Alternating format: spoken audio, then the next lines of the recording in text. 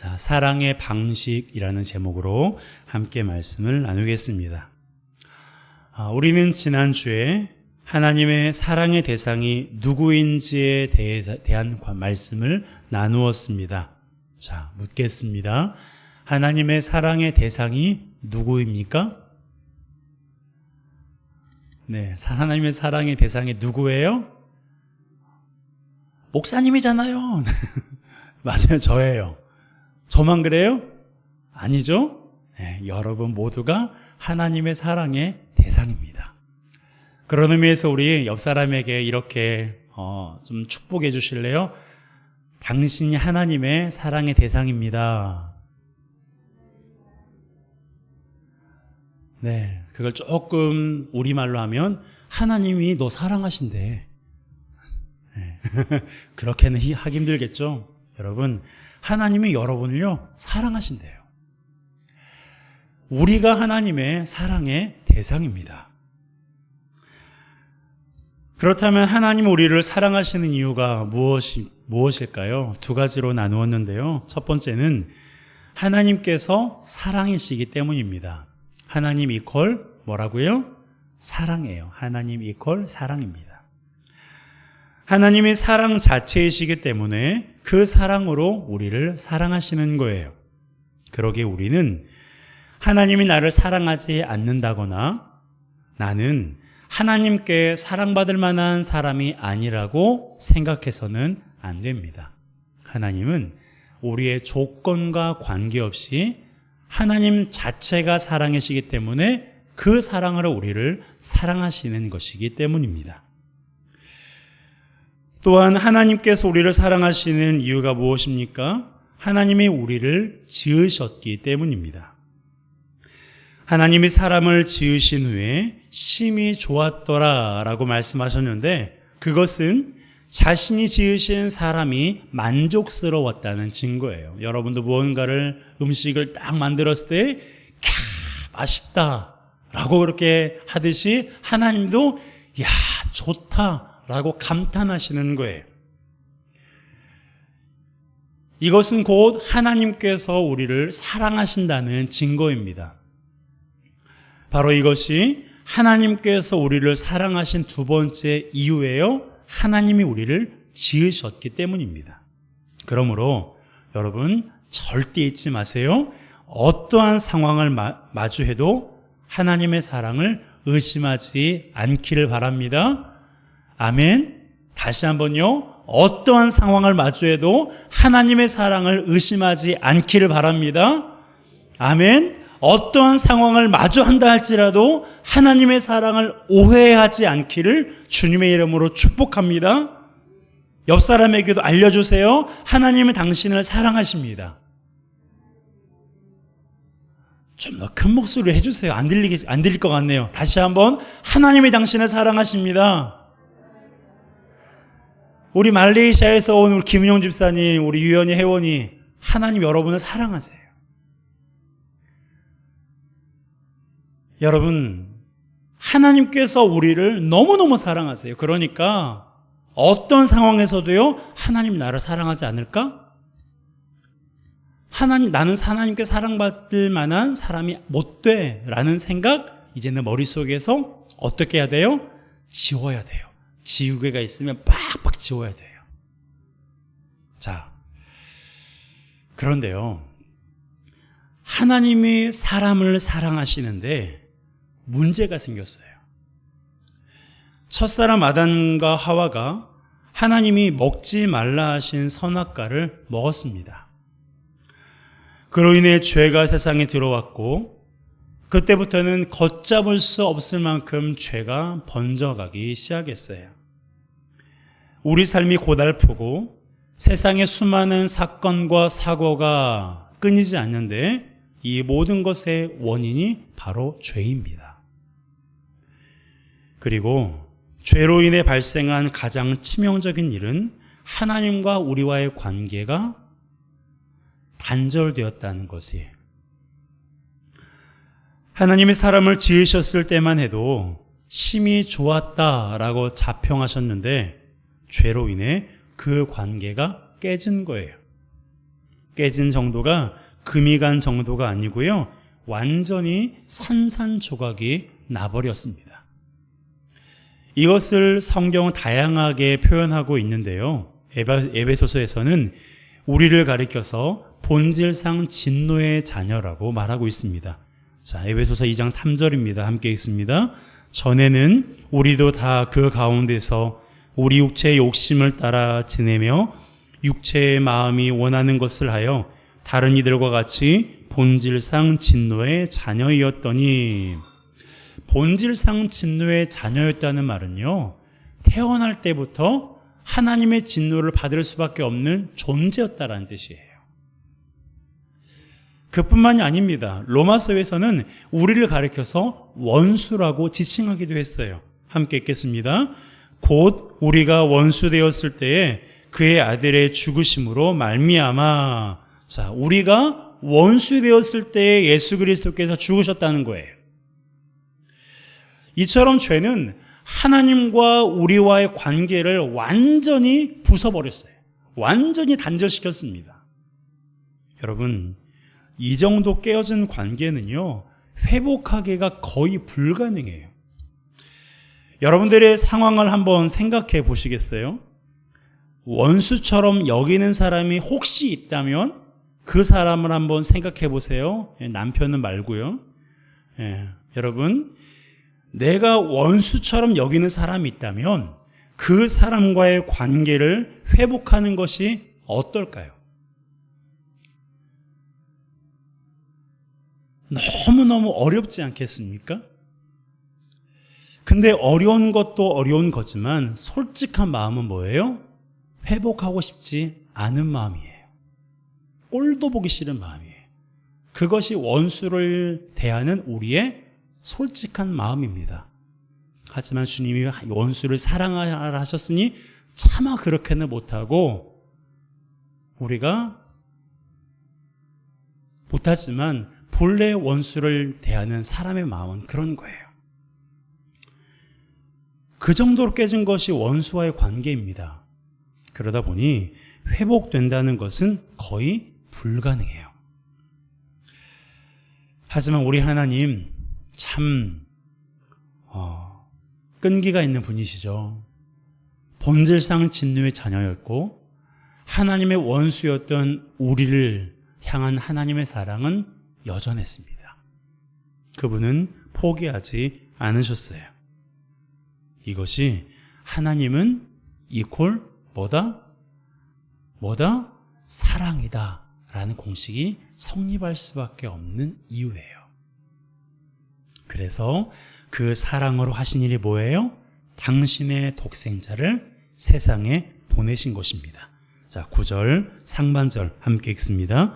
하나님의 사랑이 우리에게 이렇게 나타난 바 되었으니 하나님이 자기의 독생자를 세상에 보내심은, 그렇습니다. 하나님의 사랑이 우리에게 이렇게 나타난 바 되었어요. 하나님의 사랑이 여러분 한 사람 한 사람에게 이렇게 나타난 바 되었습니다. 어떻게요? 자기의 독생자를 세상에 보내시는 걸로. 당신의 독생자를 세상에 보내시는 것으로 하나님의 사랑이 우리에게, 우리 한 사람 한 사람에게 나타나시는 거예요. 하나님께서 자기의 독생자를 세상에 왜 보내셨습니까? 그곳에서 왕으로서 군림하고 대접받으라고 보내셨나요? 사실 그렇게 하는 게 맞아요. 하나님은 온 천지만물을 지으신 분이기 때문에 군림하고 높은 자리에 앉아서 대접받는 게 마땅합니다. 하지만 하나님의 독생자이신 예수 그리스도는 세상에 오셔서 그런 대접을 일제 받지 않으셨어요. 오히려 정반대였습니다. 군림하시기는커녕 가장 낮은 자리에 앉으셨고요. 대접을 받으시기는커녕 온갖 비난과 멸시를 당하셨어요. 그것도 모자라 채찍에 맞으시고 십자가 위에서 물과 피를 다 쏟으시고 죽으셨습니다. 이렇게 하시려고 하나님이 자기의 독생자를 세상에 보내신 거예요. 군림하고 대접받으려고 보내신 것이 아니라 죽으라고, 맞으라고, 핍박받으라고, 멸시당하라고 자기의 독생자를 세상에 보내신 거예요. 이것이 하나님이 우리를 사랑하신 방식입니다. 하나님이 본질상 진노의 자녀를 사랑하는 방식이에요. 하나님이 원수를 사랑하신 방식입니다. 여러분, 하나님은 자신이 하는 말에 책임을 지는 분이세요. 성경에 이렇게 기록되어 있습니다. 자, 마태복음 5장 44절입니다. 함께 읽습니다. 나는 너희에게 이르노니 너희 원수를 사랑하며 너희를 박해하는 자를 위하여 기도하라. 그렇습니다. 주님은 우리에게 원수를 사랑하라고 말씀하셨어요. 그리고 그분은 명령만 하신 것이 아니라 자신이 친히 이 말씀을 실천하셨습니다. 원수였던 우리를 사랑하신 거예요. 태어날 때부터 진노를 받을 수밖에 없었던 우리를 사랑하셔서 십자가에 죽으신 거예요. 이것이 하나님의 사랑의 대상인 저와 여러분을 향한 하나님의 사랑의 방식입니다. 여러분, 하나님의 사랑의 방식이 마음에 드십니까? 하나님의 사랑의 방식이 여러분 마음에 드시나요? 너무 극단적이라 부담되나요? 부담이 되어도 어쩔 수가 없어요. 왜냐하면 하나님이 자기의 사랑을 확증할 수 있는 방법이 이것밖에 없었거든요. 하나님께서 여러분을, 저를, 그리고 사람을 사랑하신다는 것을 보여주고 싶은데, 그래서 사실 여러 가지 걸로 보여주셨거든요. 그런데 그것으로는 충분하지 않다 생각하셔서 극단적인 것을 하나님께서 우리에게 보여주신 거예요. 왜냐하면 이것을 통해서, 자기의 독생자를 세상에 보내시는 이것을 통해서 하나님의 사랑을 우리에게 확증하기 위해서였습니다. 자, 로마서 5장 8절입니다. 함께 읽습니다. 우리가 아직 죄인 되었을 때에 그리스도께서 우리를 위하여 죽으심으로 하나님께서 우리에 대한 자기의 사랑을 확증하셨느니라. 아멘. 함께 따라할까요? 하나님께서 우리에 대한 자기의 사랑을 확증하셨느니라. 여러분, 확증했다라는 것은요, 확실하게 증명했다라는 거예요. 무엇을 통해서? 자기의 독생자를 세상에 보내시는 것을 통해서 뭘 확증하신 거예요? 성준아, 내가 너 사랑해. 이제 믿겠지? 이제 알겠지? 라는 거예요. 회원의 성도들아, 내가 너희들을 사랑해. 이제 알겠어? 너희들이 지금까지 몰랐다면 이제는 알아줬으면 좋겠어. 라는 하나님의 그 간곡한 심정이 예수 그리스도를 세상에 보내시는데 있었던 거예요.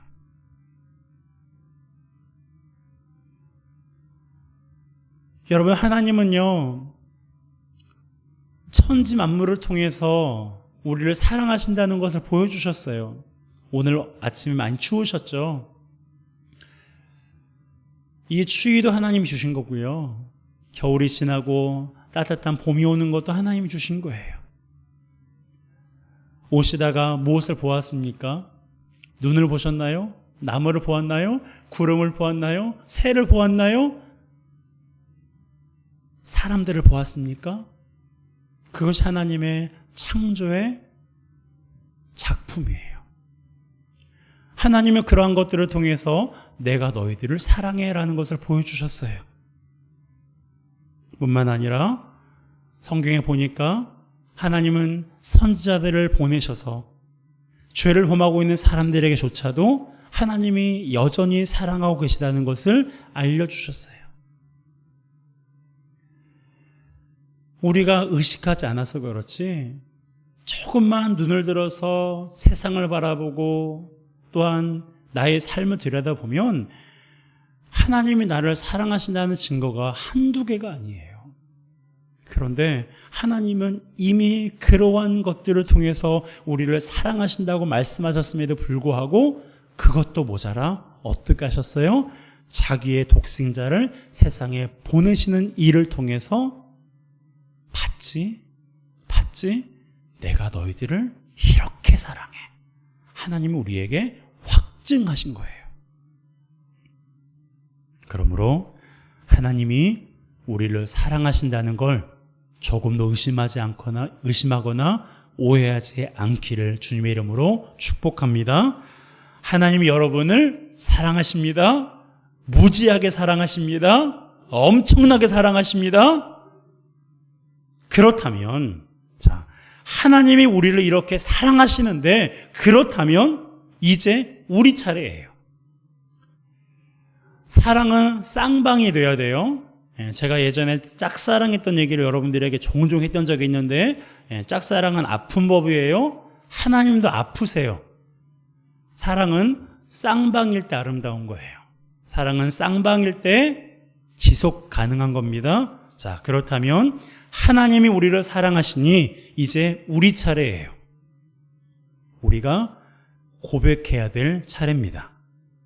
여러분, 하나님이 우리를 사랑하신다는 것을 이러한 방식으로 보여주셨어요. 하나님의 사랑이 여러분에게 충분히 전달이 되었습니까? 어떠한 상황에서도 이제 더 이상 내가 하나님의 사랑을 의심하지 않을 자신이 있으십니까? 이러면 안 되는데. 자, 하나님의 사랑을 의심하지 않을 자신이 있으십니까? 네, 의심하지 마세요. 오해하지 마세요. 자, 이제 우리가 대답해야 돼요. 자, 하나님의 사랑이 우리 가운데 충분히 느껴졌다면 우리가 고백해야 됩니다. 여러분, 자녀들이 자라면서 부모님이 나를 사랑하신다는 것을 알 때 뭐가 들었다고 말해요? 철이 들었다고 말하잖아요.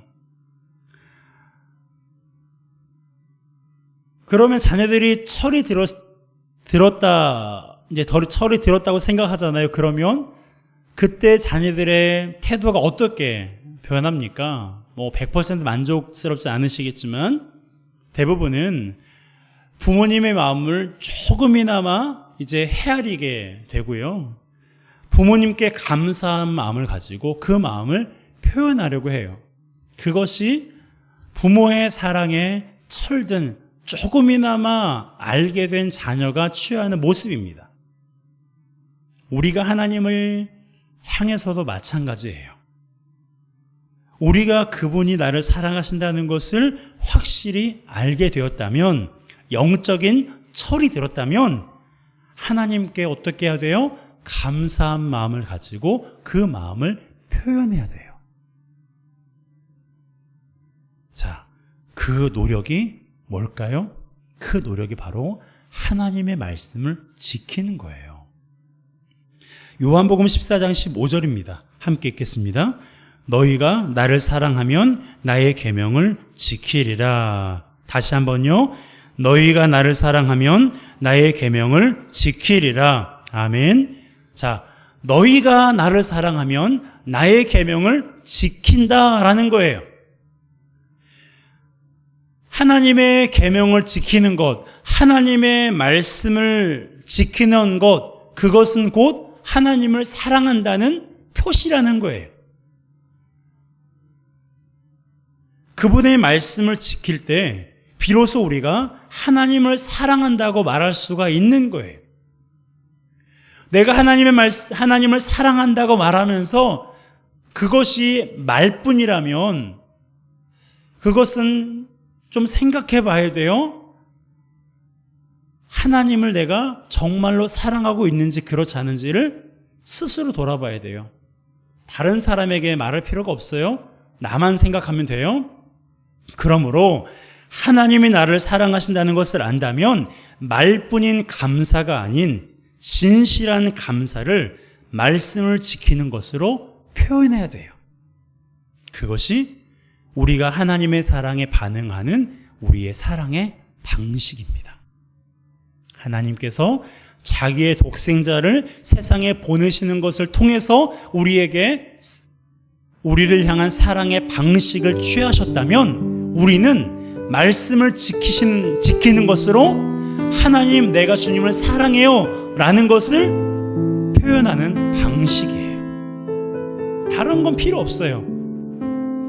성경에 다른 건 없어요. 다른 것들로 하나님을 사랑한다고 말하고 있지 않습니다. 오직 하나님을 사랑하는 자는 말씀을 지킨다고 되어 있어요. 하나님의 말씀에 순종하는 자만이 하나님을 사랑하는 사람이에요. 그런데 완벽하게 못하잖아요. 완벽하게 못하지만 지키려고 애쓰잖아요. 그것은 다시 말하면 어떤 뜻입니까? 하나님을 사랑하려고 노력한다는 거예요. 그런데 그런 노력도 없다면 그 사람은 죄송하지만 하나님을 사랑하지 않는 것일 수도 있어요. 그러기에 나는 하나님의 사랑에 얼마나 반응하고 있는지를 생각해 봐야 돼요. 하나님께 사랑만 받으려고 하고 있진 않은가? 나는 하나님을 사랑하려고 조금도 애쓰지 않으면서 하나님의 사랑을 받으려고만 하는 건 아닌가? 사실 그것도 큰 문제는 아니에요. 하나님의 사랑을 받으려고 하는 마음. 그런데 우리가 하나님을 사랑하려는 노력이 없이 하나님의 사랑을 받으려고만 하면요, 이 관계는요 오래 가지 못해요. 왜냐하면 오해하거든요. 의심하거든요. 그런데 오해하지 않고 의심하지 않기 위해서는 나도 하나님을 사랑하기 위해 노력하고 나도 주님을 사랑한다라고 진실로 고백할 수 있어야 돼요. 그리고 감사한 것은 그분의 말씀을 지키는 것은 그분을 사랑하는 표현인데 하나님은 거기에서 그치지 않으시고 그렇게 하는 사람에게 하나님은 풍성한 은혜를 더해 주십니다. 영과 육의 풍성한 은혜를 더해 주세요. 그러니 하나님의 사랑을 우리가 알고 있다면 나도 하나님을 사랑하고 말씀을 지키는 것으로 내가 주님을 사랑한다고 적극적으로 표현할 수 있는 그런 노력과 그러한 애씀이 있는 우리 모두가 되시기를 주님의 이름으로 축복합니다.